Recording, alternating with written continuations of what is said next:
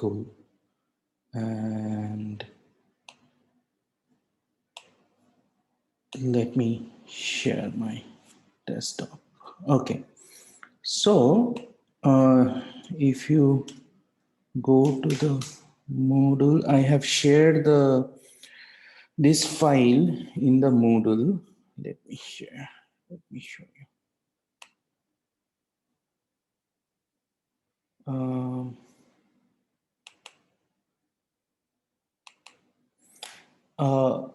I have shared this file survey for visualization class.csv file in the Moodle. You should download it in a folder. And did all of you able to download and install R and RStudio?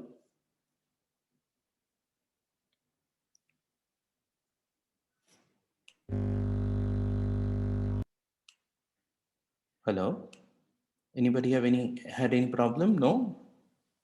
So no answer means I'm just assuming that you guys had successfully installed the R Studio and RStudio.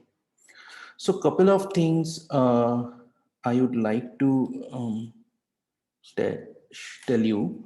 That first thing you should do in your RStudio is create a R project. So let me just, no, I will not.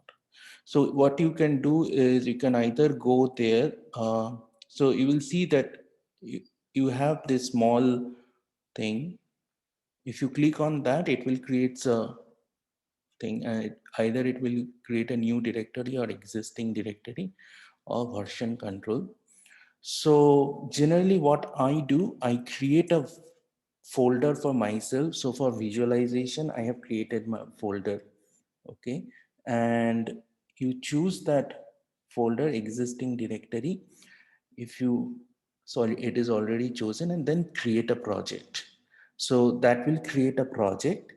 And there are certain advantage of creating a project. I'll tell you what. So suppose, let me close this project. Okay. I'll show you what is the advantage of using a project. If I close this project, so now it is showing project none. And let me just close all this. Bunch of things.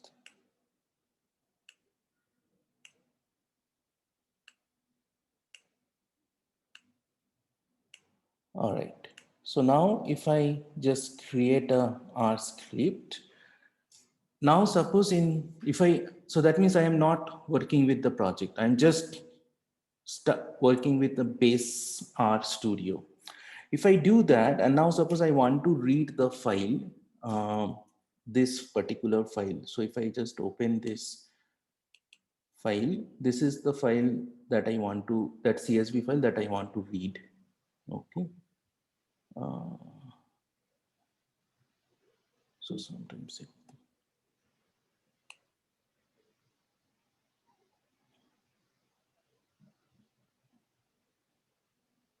okay, so this is the file, this is the survey that I did in the Google form. So the Google form gave me this Excel file, and I want to read this Excel file in my RStudio. Okay, and that I named it as survey for visualization class. Now the problem is if you write that get working directory, open bracket, close bracket. So it says that users and Shodish. Okay. But my, for my CSV file is not in this folder. It's in the visualization folder. So if I have to do that, then what I have to do, if I have to read here, I have to literally go there, get the info.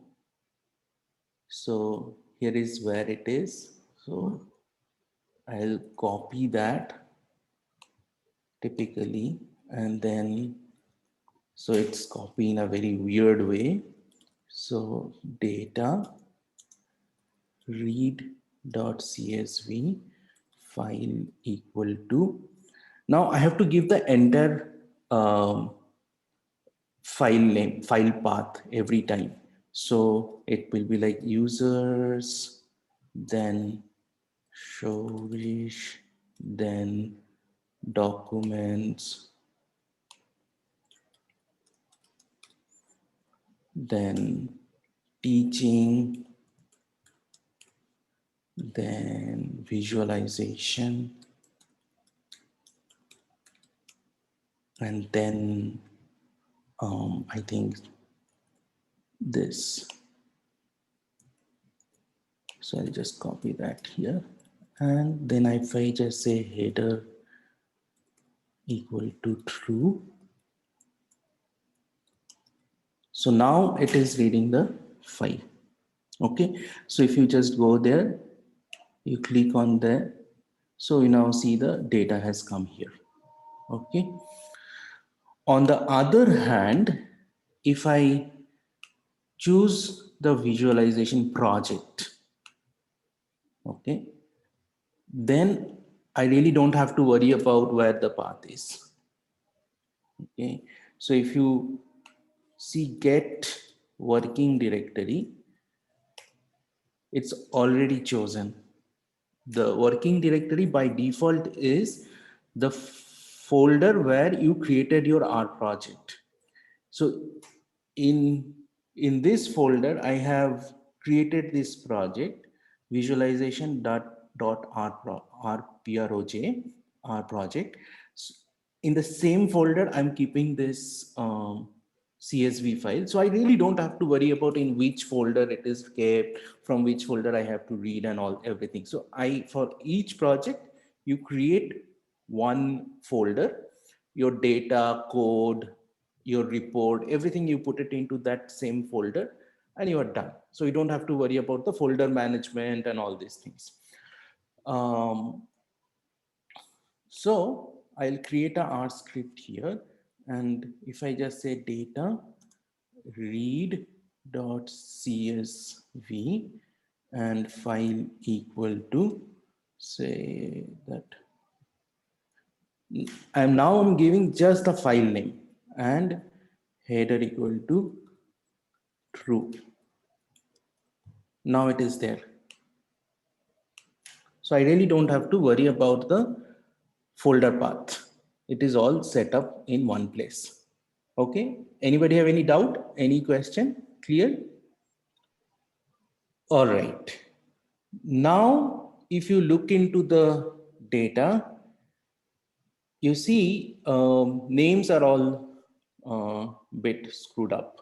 So we have to, the column names, we have to give a little bit better name. So what I will do, let us, if you just say call names data, it will give you the name of the each columns. And what we don't want to handle this kind of all messed up column names. We want to come up with a better column names. So what I will do, call names data C. Now this C is a function, it's a built-in function. Okay, so it's like if you just in the console, console is the place where basically it's like in the Python where you run your code kind of thing, like 2 plus 2 4 and all these things, and this is the script. This part is the script and this part is the console. So in the console, if you write question mark C, it says here, it says what C is. It comes in the base package, in the base R. It's combine values into a vector or list. So if I just say C 1 comma 3 comma 2 comma 90, it creates a vector of these values. Okay, just, and similarly I can create a bunch of string also. You can say apple, oops, banana. Okay, and now it's create a vector of strings. So what I'm going to do, I'm going to create a vector of strings, and then I'm going to assign it to the column names of the data. So the first uh, thing is, I think I'm happy with the timestamp. Then I think the second column corresponds to the second questions of the survey. So which was how many books you own, including that, no, how many books. So number of books effectively that you own, number of books. So don't worry about, right now copying it. I will share this code with you. If you want to just understand what I'm doing, just focus on it. I will share it later in the Moodle, this code. The third is what is your height? So GIGHT, height. Is tea your favorite hot beverage? So tea or not, tea or not. Then what is your favorite color?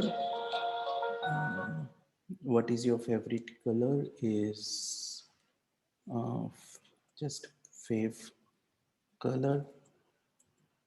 And then the online admission process. Okay, so I can quality of admin process, and how many hours you study in a day. So hours of study, hours of study. So if I just choose these part and run it here, you see that it created a string of these vector of these strings, and I'm assigning it in the column names. And now if I go to the environment here and click on the data, now the data looks much better. Okay, at least the column names of the data looks much better.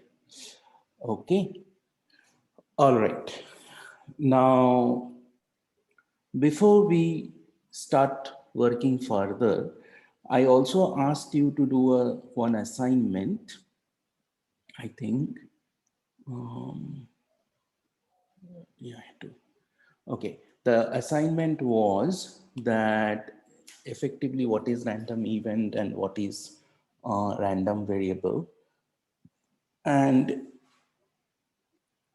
just to get the understanding, and most of you have at least definitely know what is the textbook on definition and concept of random event and random assign random variables.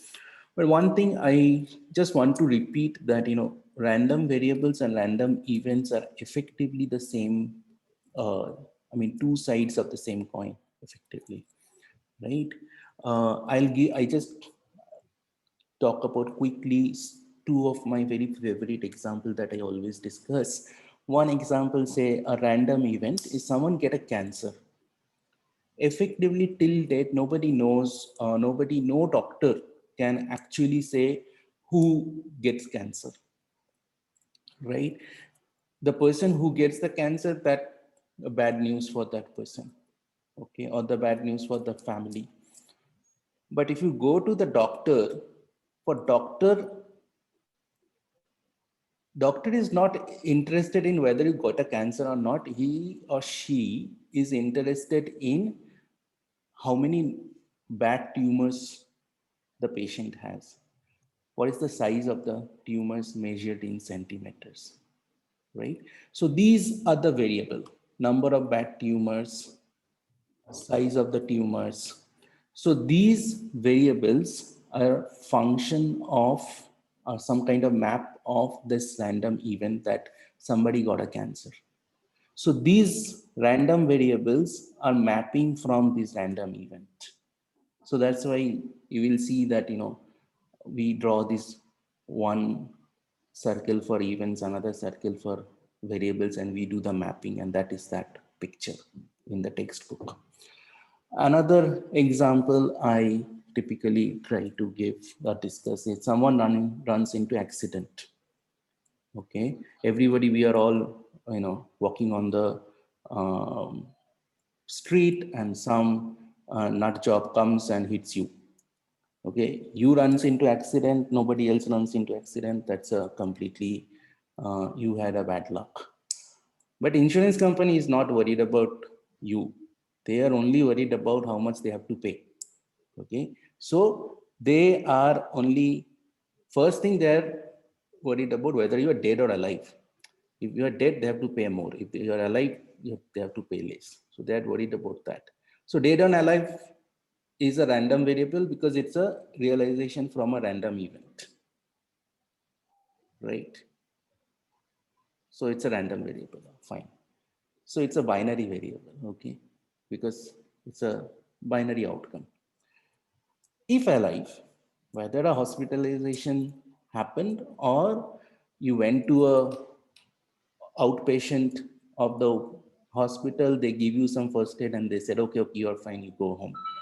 Okay. And then in that case also they're happy. If the hospitalization happens, which is also a binary outcome, then they're interested in what is the length of the stay, how many days you were in the ICU, how many days you were in the general bed, how many days you are going to in the rehab, all these things. Accordingly, their expenditure, they have to pay you for the insurance that you take. Okay. So all these, so a random event took place and so many variables get created. Okay. And some of them are binary variables, some of their count variables.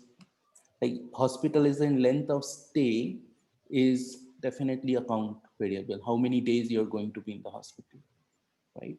So these are the typical examples of random event and random variable. Now I have a question. Question is, I asked to fill a survey to you guys, right? Now my question is it a the so and out of that question, we got how many samples we got? How many people? So if I just say in row of the data, okay, 28 people in the class of around 46 or 47 people actually responded to the survey. Okay, is this survey data a simple random sample? Can we consider this data a random sample of the class? If I assume that this class is a population, okay, I'm defining this class is a population, okay. The question is this sample a random sample of this population? How many of you think so? If you can raise your hand, I think there is a way to raise hand.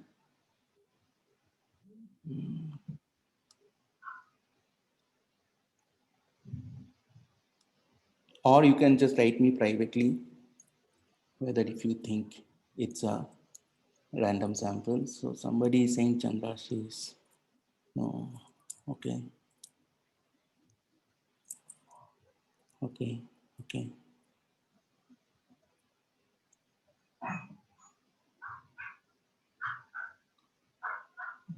I am expecting few more answer.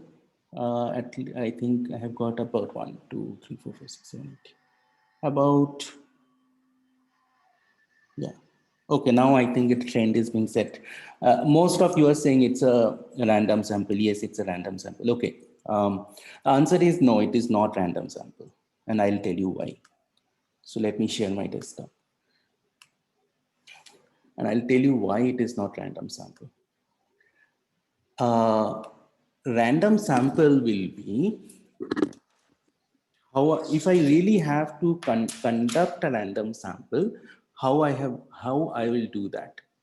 I'll do that in the following way. Say I have to first create the list of your roll numbers. Say, let me just, where is that thing? Yeah. So I'll create a roll number here. Say roll number,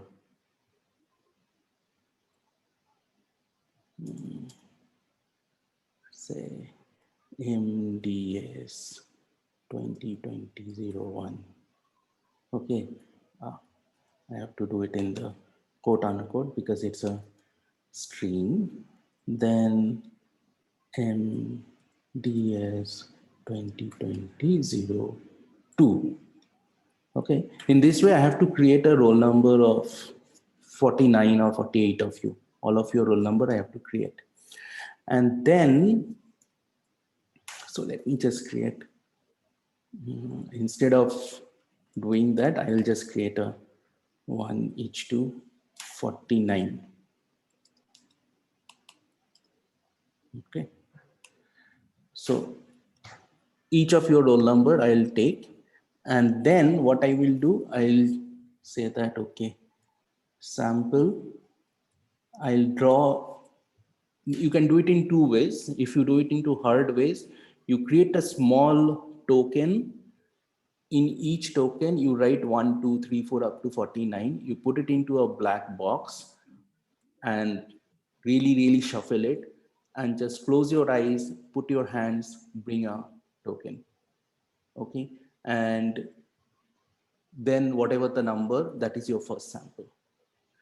And we can do it here, sample roll number. So how many I want? I want 28. Replace equal to, for here I think replace, I would prefer a false. So I don't want to replace it back. Okay. So I got this number. If I would have asked that, hey guys, you are the people, you have to respond to the survey, and rest of you, it depends on, but you must respond to this survey. These are the people has to respond to the survey. Okay. Then it's a simple random sample without replacement. Okay. Well, fine. If it is not simple random sample, then what it is? Can anybody tell me? Excuse me, sir. Yeah. So, but still, it could be an outcome of a sample, right? Whatever the survey we have got. It could be outcome of a sample, but it's not a simple random sample. It's not a random sample. Okay, so the way in which it is collected is defining. Design the way it is collected, the design of the sample collection is going to define whether the sample at your hand is a random sample or not. Okay, sir. Okay. It might happen complete by fluke. The sample that I got here and the sample I got here exactly same. It complete by fluke. I'm not saying, all possible combination of 49 people and you take the one unique and this unique is this unique one. I'm not saying it might not happen. It might happen. But this is not random. This is not random sample. This is called voluntary response survey. Okay. I'll tell you, I'll write it down. So because some people have a high chance of answering and some people don't, like if someone didn't Exactly. answer in this quiz, it is highly likely that they won't answer in other quiz as well. No, I don't know. I'm not going to make that kind of inference. Voluntary response survey means some people think this class is important for sure. They come and they took the part. And definitely some people were not that interested and okay, they forgot. Okay, so whatever be the reason, I don't know. But and what is the extreme example of the voluntary response survey? I'll tell you. So sometimes you see that at least 5 6 years ago it was, I don't know because I've stopped watching TV. In the TV television, sometimes these media channels will ask you, there is a political issue, and if you, or some, social issue, if you feel in favor of the issue, you dial in this number. If you favor against this issue, then you dial the other number, or something like that happens, right? Or there will be some reality show and the people will be asked that, okay, if you like the contender one, then you call in this number. If you, like the competitor two, then you'll dial this number. That kind of, people feel really strongly about those competitor or those social issues or those political issues. And the people who really feel extremely attached to those issues, they go and respond to that survey. And there are lot of people who are in between, in the middle. They don't feel attached to this issue. They feel like, okay, this is one of the issue in the society out of many issues, and they don't go and, you know respond to that survey. So I'll give you an example. If Republic TV or Times Now, we all know it's a BJP leaning media house, right? Any survey they will do, if they conduct this kind of survey, then what happens? They will say, you will always say there, the BJP response is always high. Why? Because the people who are watching and who feel very strongly, they're responding to that kind of stuff. Now you take the same issue, run it on NDTV. We know that it's a anti-BJP or a left-leaning leaning media house, right? You run the same issue, you will see the, BJP's number will be much less in that house. And if you, particularly if you run this kind of uh, voluntary response survey, okay? So this kind of voluntary response survey does not really represent the population most of the time. If you do a random sample, it is being found that if you just ensure reasonably large sample, reasonably, I mean, I'm talking about, it's not lot, reasonably large, 1,000 or 5,000. Even with that kind of sample, you can get a fairly representative sample of the entire population. Okay, that is turn out to be, again, that is being observed again and again. But in the voluntary response survey, it is not being so. All right. There Sir, I are, have a question. huh. Sir, if we have chosen 49 random samples from 49 set, then it is the deterministic one. Yeah, then it's a census. Same, yeah. Then it is census. Oh, okay. Census means you are not taking any sample. You are just asking everybody in the population. Then it's a census. Because I'm defining what is my population. I'm defining my population here is data science first year, MSc data science, CMI, MSc data science first year. That is my population. My population is 49 people. Okay. So my sample, if I have to draw a sample, I have to, the sample has to be smaller than the population. I cannot, if I have the resource, I will go and ask everybody, all of 49 people. That is a census. Like in India, census happens once in every 10 years. Okay, this year is the census year. So very soon, the people will come to your house and they will take your name down, and they will fill up some informations and they will go home, go to the office. So that means each and every person on the land will be counted. If the population is 1.3 billion today, then each and every person will be contacted by some government official and they will be counted. Okay, that is census, right? It's a very expensive exercise. If your population size is very big, then doing a census is an extremely expensive exercise. So that is why this idea of collecting sample comes into the picture. Now, when it comes to collecting sample comes into the picture, how do I collect the sample? So far, the best process is you do a random sample. Okay.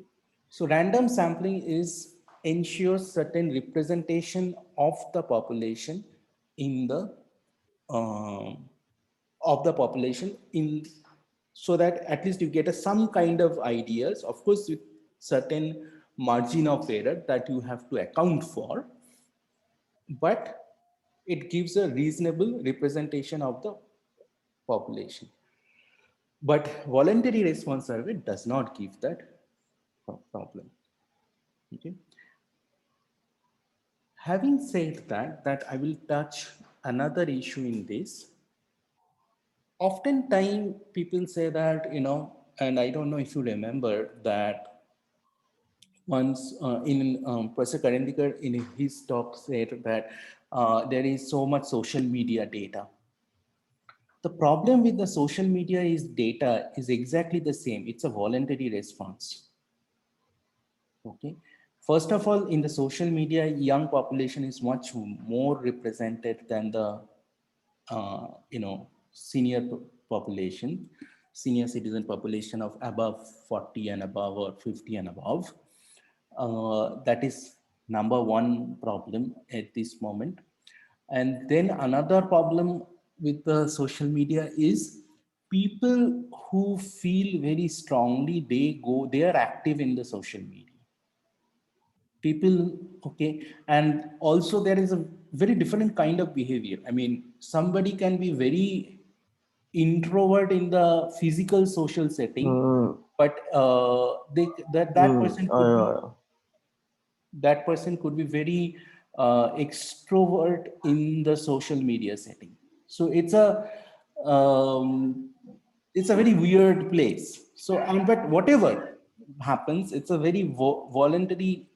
It is a extreme example of voluntary response.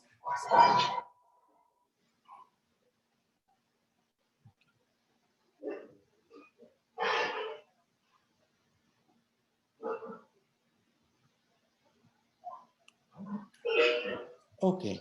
Um, so this is something. Now,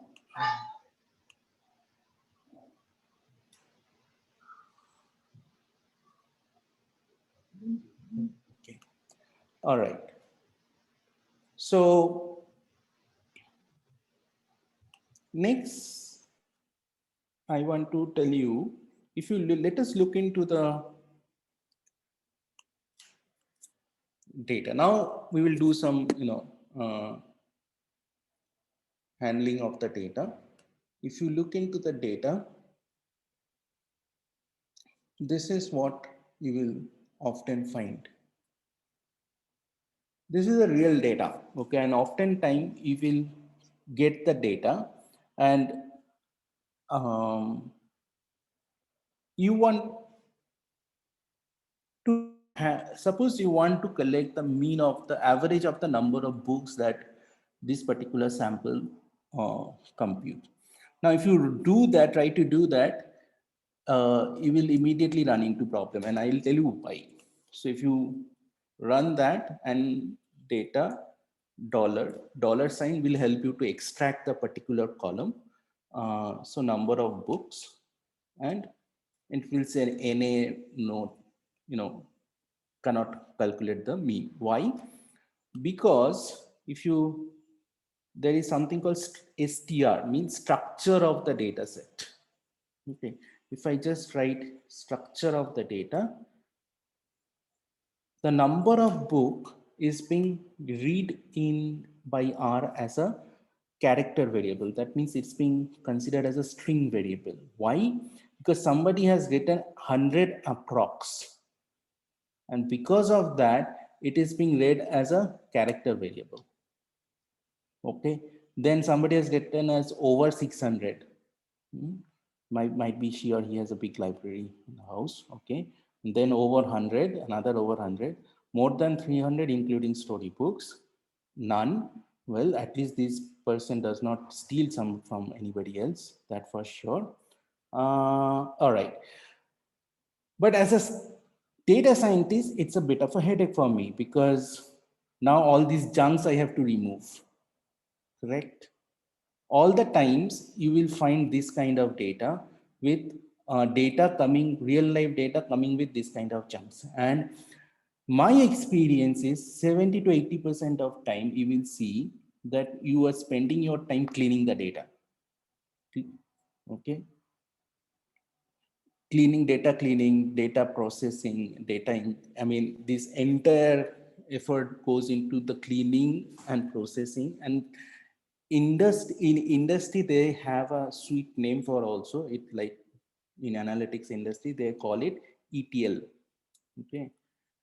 It's a short form for, I think, if I think I'm correct, writing it correctly, export, transform, and load. Okay, I think I'm writing it correctly, but ETL is the form, I mean, name that they use in the The industry. extract, transform, load. Correct. Extract, transform, and correct. Extract, transform, and load. Yes. So ETL is, I have seen in industry people have made, career on just writing ETL codes. And so, and now it has, there are a bunch of software and companies have come, they have niche expertise on, if you give them a really shabby data, they will just clean you up, and they will, that's a big area. But anyway, just keep it in mind for side story. So I can't do that. So what I have to do now, the first thing I have to do is, so the first one is I have to call 100 and okay. So the first is, okay, 100. The third one is over 600. Now I'm just going to take it as a 600. So the third one is 600. So, and then here is 1 over 100. So it could be 100, 500, 1000. For a data scientist, it's just a nightmare. So I'll just going to take 101. Okay. So, or 100. I'll just don't care. 17. 100. Acha. Then none means 0. 19 is 0.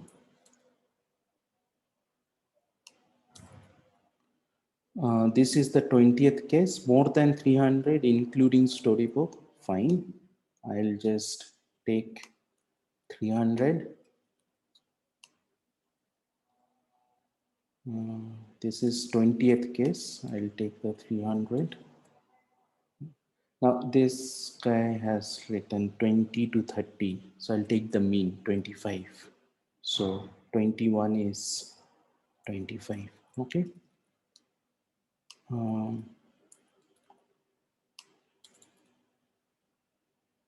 25. So I'll just, now if I run it, okay, now these are numbers, but still it is read as a string. So I have to now change it to integer. Okay, data dollar number of books as dot integer data dollar number of books. And now if I just see, now they are fine. And what I'm going to do is dollar number of books mean is 101.39. Okay, so this is my, so these are the kind of things, these are the you know you may have to do all the time, cleaning up the data. Acha, one more thing, if you look into this data, how many numbers are multiple of fives out of 28 or 29? 1, 2, 3, 4, 5, 6, 7, 8, 9, 10, 11, 12, 13, 14, 15, 16, 17, 18, 19, 20, 21, 22, 22. 22 out of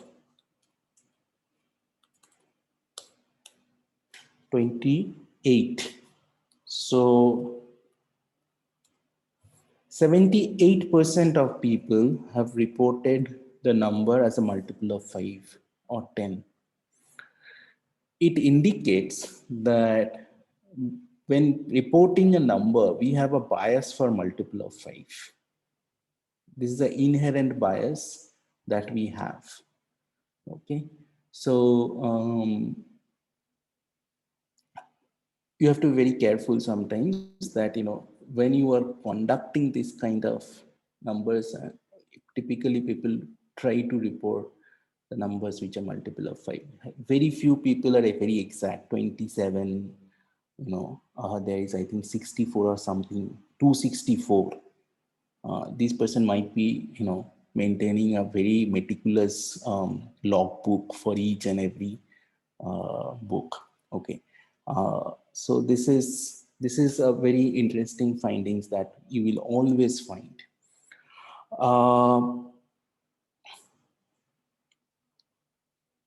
Now, another point I would like to make. There, how many questions were there? I think 1, 2, 3, 4, 5, 6. 6 questions are there. Now, the first question was how many books you own. See, it's a count variable. Okay, so this will be either 1, 2, 3, 4, 5. So it is something called, it's a count variable.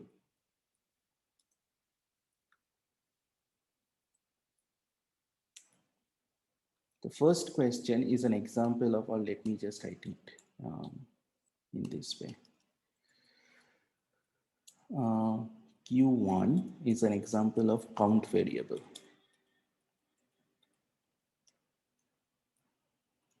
Second question. What was the second question? What is your height? Now, height is something you are using a measuring tape to measure your height, right?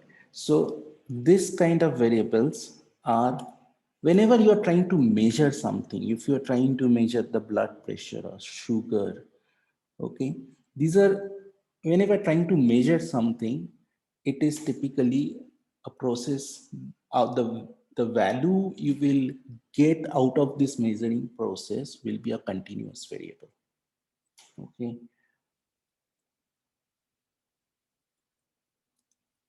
is variable is age continuous variable or count variable?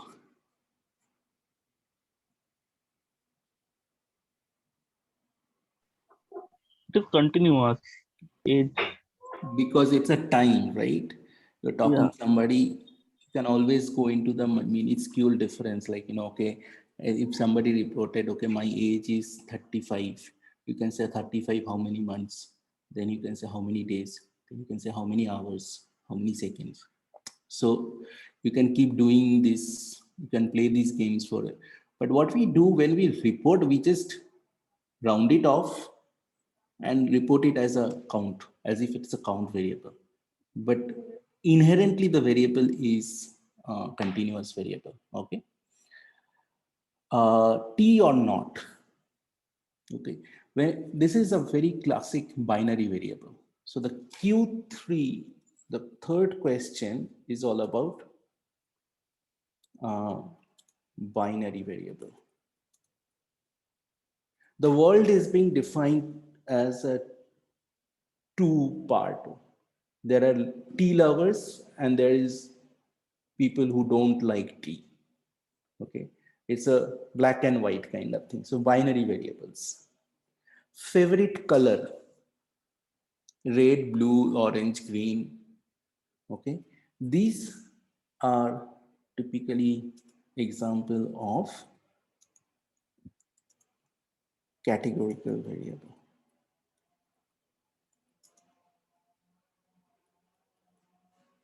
Okay, and the fifth question is Q5 is quality of the admission process, CMI admission process. Excellent, satisfactory, average. So this is also categorical variable. But if you look into carefully, the Q4 and Q5, they have a qualitative difference. See, Q4, red, blue, orange, silver, black, color you cannot order, right? But satisfactory, not so satisfactory, average, quality, there is an inherent ordering is there in our mind, right? I cannot say satisfactory is down and the poor who is up, or poor is down and satisfactory up. I don't know where to start, where to think, but there is something, some kind of ordering is inherent in that. So this type of variables often known as ordinal categorical variable, or just ordinal. I'm just writing it in this way. And this is typical called nominal. And the world of data scientist can be actually identified in these 5 variables. World of computer scientists is very different. They will think about, is it a double, is it a float, it is an integer, is it string. But world of data scientists is not double or integer or float or thing. They will think in this direction, in this way. Variables are different. I mean, the conceptually we are interested in whether it's a count variable, continuous variable, binary variable, categorical variable. If it is categorical variable, is it ordinal or nominal? These are the 5, the world of data scientists, the variables are divided into these 5 major categories. And I actually took the hours of study also. The purpose of taking the hours of study, so can you tell me hours of study will fall in which category? Count variable. See, again, it's a time, right? It's Continuous. continuous, but you can report it as a count. But when we specify it in hours, will it not be a count variable? Exactly. That is my point. When I'm saying that, give me in hours, that was my purpose, to tell you that effectively it's a continuous. But when I'm specifying it, hey, give me in hours, that means I'm forcefully cutting it down into an integer. Give me either 3 or 4. Don't give me 3.5. Then I'm in trouble. Okay.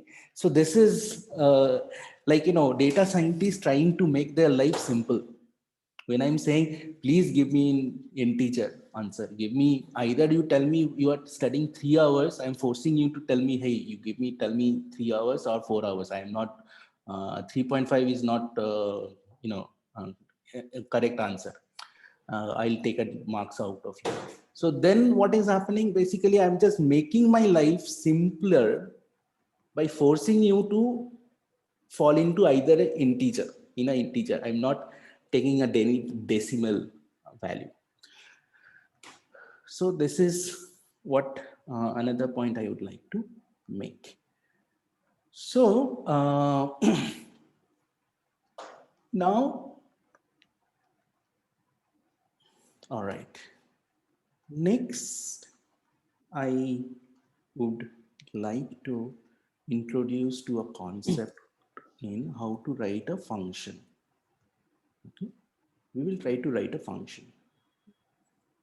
Now, since you are all introduced to Python, you know how to write definition and functions and stuff like that, right? So I'll just, we already calculated mean. One way of, easy way of doing it is, let's write a function for mean, and because we will be able to check the numbers also, and it will give you the sort of a concept of how to write a function in R also, okay, so that you can call these things again and again. So let me, since it is already there, I don't want to write mean, say maybe average, AVG.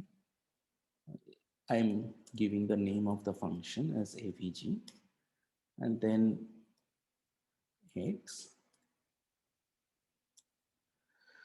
So one thing, basically in R and in Python, everything is based on the indentation. If you do mistake in the indentation, then you are in trouble, right? In R, indentation doesn't work. Indentation actually a good practice, best practice. It falls into the best practice. R is slightly older generation and language generation. So in R, you have to keep your indentation for yourself so that you know exactly which part works in that way. So practicing indentation in R is a good practice, but it is not enforced. In Python, it is being enforced. Okay. Uh, when you're writing a function within first bracket, the inputs comes in. Okay. And within the curly bracket or the second bracket, all the statement and the operations of the X will come in. Okay. So first thing, so X is a, I will pass the X as a vector. Okay. And the first thing I will do, I will just check the number of samples or the length of the vector of X. So let me write N. What I will do is average X equal to, actually if I don't write X equal to, that will still work, but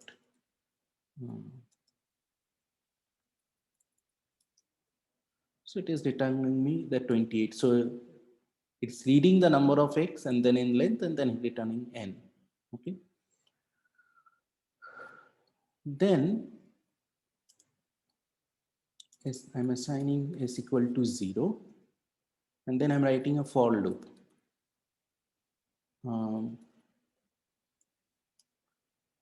Okay, another difference between R and Python. In Python, indexing starts from 0 by default. In R, indexing starts from 1. Okay, be careful about that. I mean, a couple of times if you face the problem, you will learn it in your way.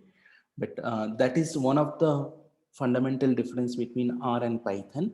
In Python, indexing starts from 0 and stops at n minus 1. And in R, it starts from 1 and start at n. So that's why I'm giving 1 to n. If you just write, say 1 each to, say 7, okay, so it will just create 1 2 3 4 5 6 7. And what I'm saying, I in this 1 2 3 4 5 6 7, these are the things. So if I just say print I, sorry, print I, yeah, okay.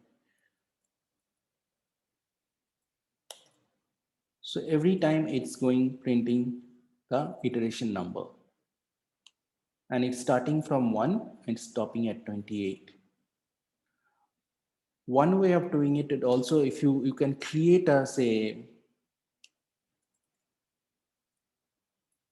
1, 4, and 7.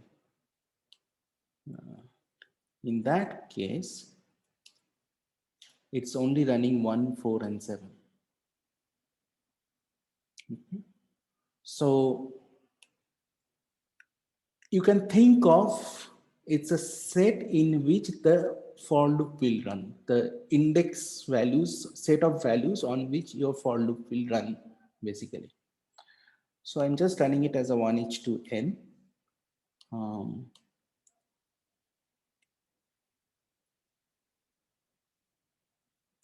Is equal to s plus x I, and then return. So this will give me the sum of all values. So 2839. So that means these 28 people contains altogether about 2839 books. And then if I just do s by n, sorry. Then this is 101.3929. This is exactly same as the built-in function that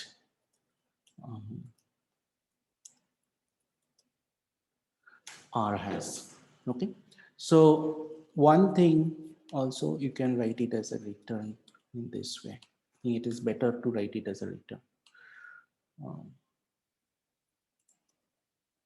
Okay.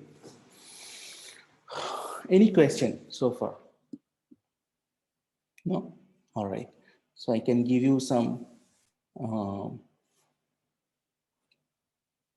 assignment. Maybe you can, I'll assign, just practice assignment on R so that you develop some sense of calculating how to write functions, get used to with this particular data.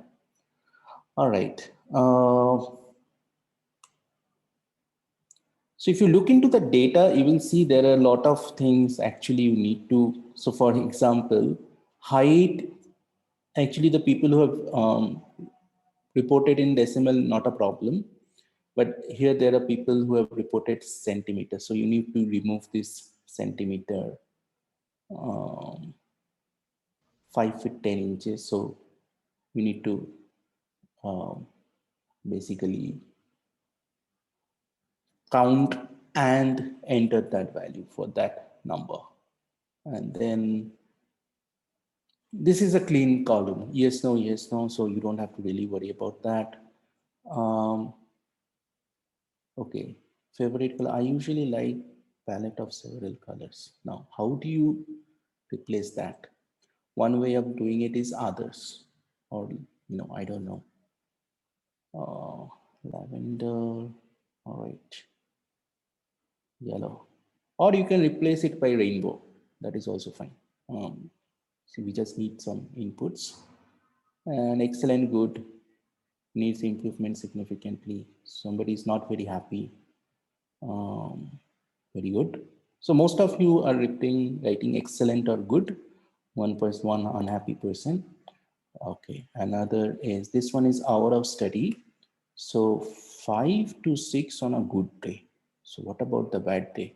10 or 1? So, okay, you can replace the number with whatever you think is correct. Half day, fine. If you're happy with it, you stay with it. It depends, truly said. It varies in 0 to 13. Wonderful. But for data scientists, you have to work with this column, right? What to do with these kind of things. So now you understand, by giving extra information, you are actually making the life of the data scientist miserable, right? So you take maybe half, it's up to you. If you really think, maybe 5 or 6 you can take, and that should be fine. This Yeah. For a data scientist who's trying to clean up these columns, Hmm. so in these kinds of discrepancies, each individual may prefer to choose a different kind of. So for a 5 to 6 on a good day, some person might say they want to take 5. Some person might want to take 6. Very good question. I understand. So five different data scientists will come up with 5 different resolutions, and how you solve this resolution. That manipulates the data in a way you don't Yes. want I to. agree. So the best way of doing it, come up with you have to create a logbook.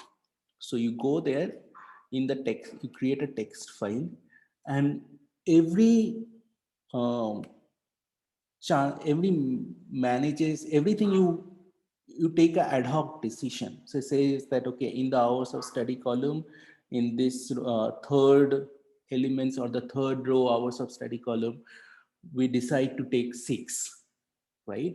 And that you note down, and you maintain a log notebook, okay? And then anybody comes up with this, is you can just say that, okay, this is what I followed. This is one way of doing it if you're the only data scientist in the group. If you are not only data scientist, if there are 2-3 data scientists, then it has to be a collective decision. You write down the rules and you follow the rules, and this rule book should be transparently available to the greater community, so that there is something called reproducible. Means every result that you are producing, every result that you are presenting, you should share. If somebody comes and challenge you, you should give the data and code and your logbook, and that person, the third party, should be able to reproduce your result. That's a very important aspect of doing good science, or sometimes it's called best science. So maintaining a logbook is extremely important. Okay? Even if you are taking an ad hoc decision, provide what makes you to take that decision. Or if you say, okay, I'm ad hoc decision, write it down, that ad hoc decision. It was ad hoc decision. But having a transparent approach is most important. Transparency in the any kind of science is extremely important. So maintaining a logbook is extremely important, or a rule book. Sometimes you that, okay, 3-4 people, you're working in a group, you agrees together, you set up a notebook. Under that notebook, okay, this is the rule we are going to follow, and accordingly we are going to replace these numbers with this number. Okay. Also, this opens another Pandora's box. Here, everybody actually responded because I made every question required to answer to finish the survey.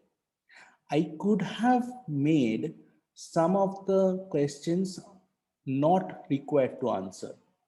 You can see in those columns, though many cells will be empty or NA. Those are missing values. Okay, and missing value is always a nightmare for a data scientist. How you handle missing value? So entire area of research is being like last 20-25 years. People are focusing, a group of researchers are focusing on how you impute missing data, or how you do missing imputation correctly. Okay, so how to do that, I'm not going to right away, but missing data imputation is an important issue.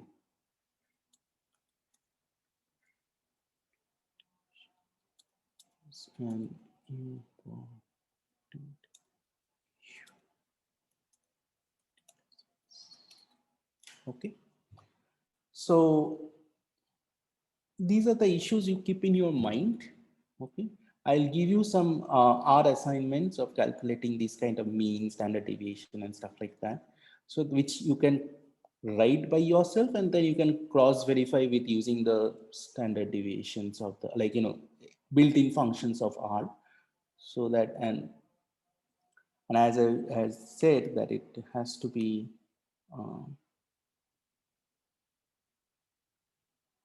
okay. Somebody have gave height 14.478. Okay, that might be a, that is fine. Mhm.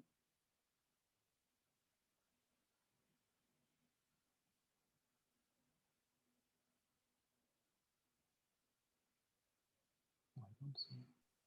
Sir, Okay, यहाँ पे गड़बड़ है. All right. excuse me, sir. So how do you solve this? 14.478. Most likely it is 144.7. Okay.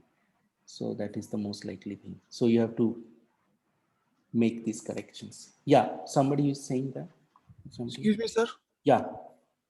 Sir, in the shabby columns, I mean, in those cells where we have extra information, can we just like remove the whole cell and then apply imputation based on mean or median?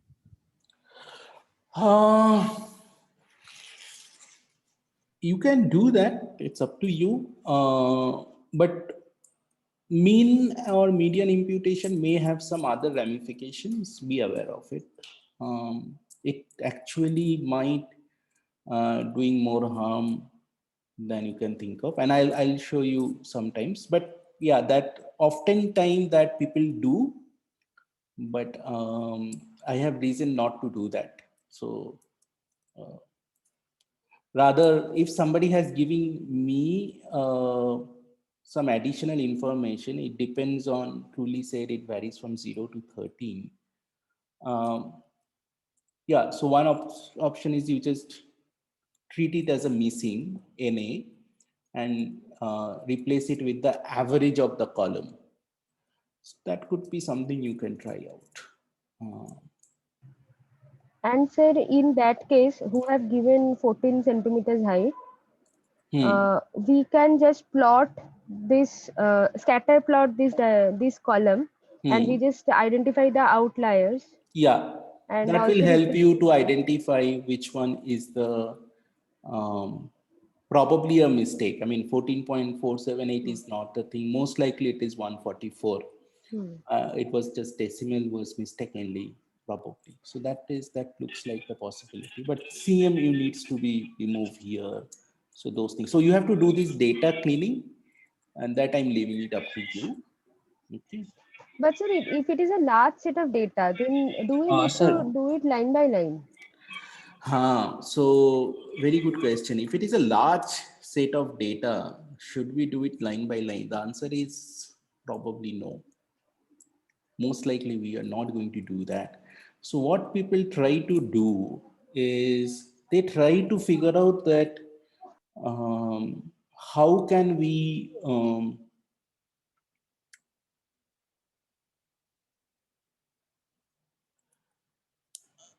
same kind of mistakes. They will try to figure out that, okay, there could be many people have written exactly same way. Instead of 5 feet 10 inches, maybe somebody has written 5 feet 7 inches, or 5 feet 3 inches, or 5 feet 11 inch.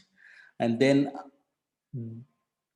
you subset all of them in one shot, identify using some kind, there is something called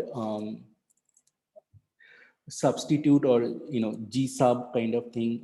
There are some built-in functions which can help you to identify the pattern of the string, and then for those strings you basically calculate the feet part and calculate the inch part, and then you do the calculation into the centimeter, and then you go and replace it by, and you have to write a built-in function where it will automatically go and do all these things. So it's a bit of a art and science. It's a bit of art and science. If you have a particular problem, particular error specific to one cell, you can't do anything. You have to go and specifically fix that cell. But if you have the similar kind of error in multiple cell, then probably you'd like to write a small function which will go, that function will automatically go, and you run, say you can run that function in a loop whenever, and in the loop, whenever it finds that kind of error, it will either replace with the desired number.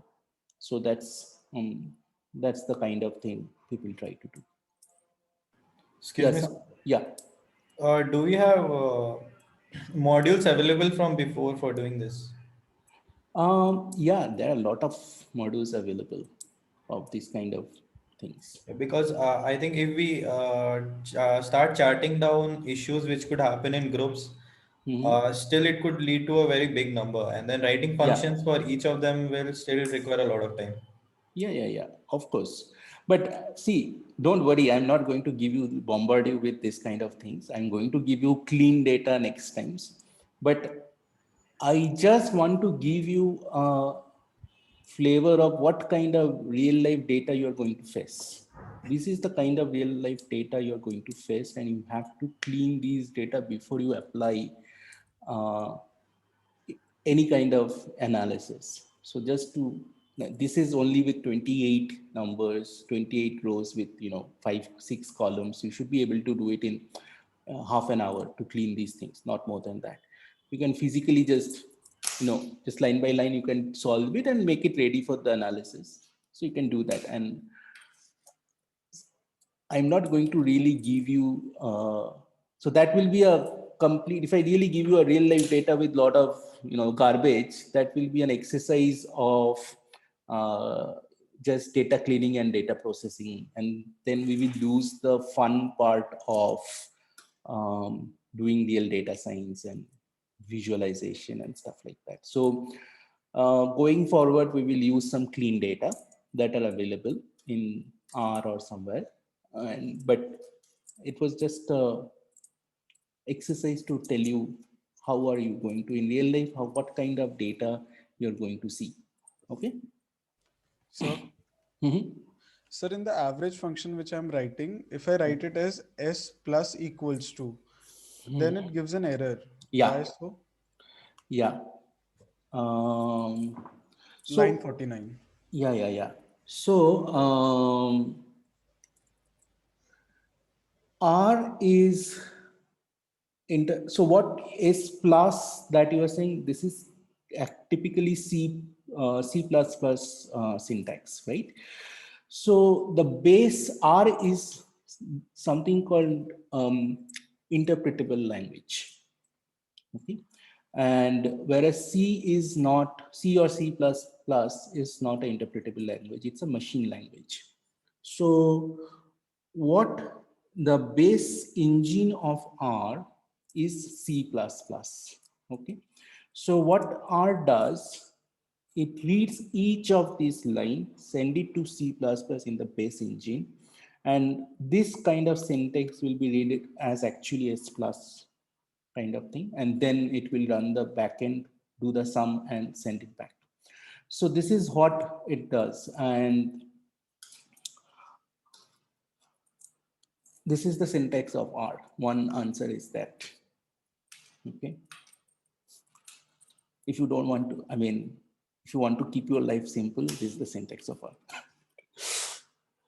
All right. Anything else? Any other question? So I have one more question regarding ETL itself. So when we are actually in industry, I'm sure we'll be dealing with a large amount of data. So is there a different team doing the cleaning itself and then passing to the data? Depends on what kind of company you are working on. If you're working on big company, they will have a dedicated team who will be specializes on ETL. Okay. And then they will give you somewhat clean data to work on. As a data scientist, you will be getting a somewhat clean data to work on.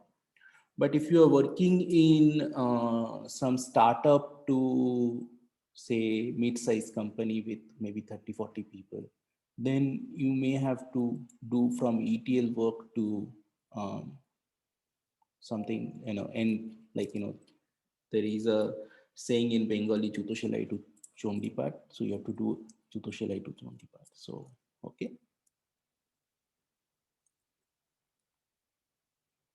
Means, all kind of menial job to launching the rocket, everything you have to do basically. Okay, sir. Yeah.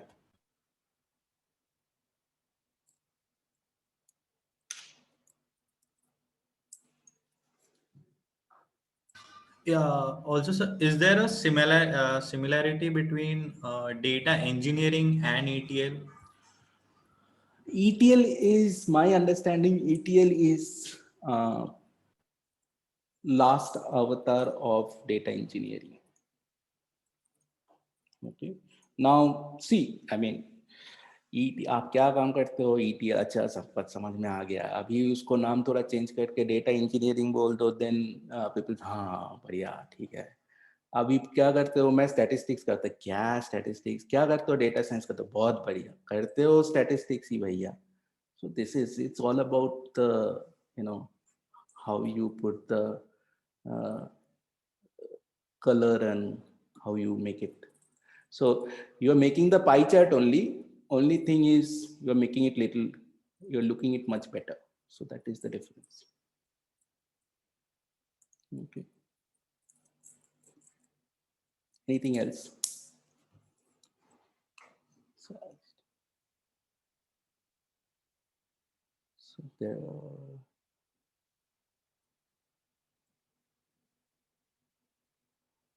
is spelling check and replacement carried out in the cleaning process? Typically, yes. I mean, when you're doing data cleaning, everything comes into that. If not, it's 11:50. I think now it's time we should. Sir, yeah. Regarding the missing values, can we use correlation on some other feature as a metric for inputting values, or if some the feature has a core? Yeah, so that comes under the area domain of something called missing data analysis, and people do use correlation and kind of technique where basically what they try to do is, suppose you have two variable X and Y and a particular row of this. So when I'm saying two variable, imagine you have an Excel file, one column is X, another column is Y, and each row is a sample. Imagine that is your data. In particular row, X is available, Y is not available. So what you can do, you can set up Y as a, you can write some kind of Y as a function of X. If you know that Y and X are highly correlated, then given the X, you have make an educated guess where the Y will be.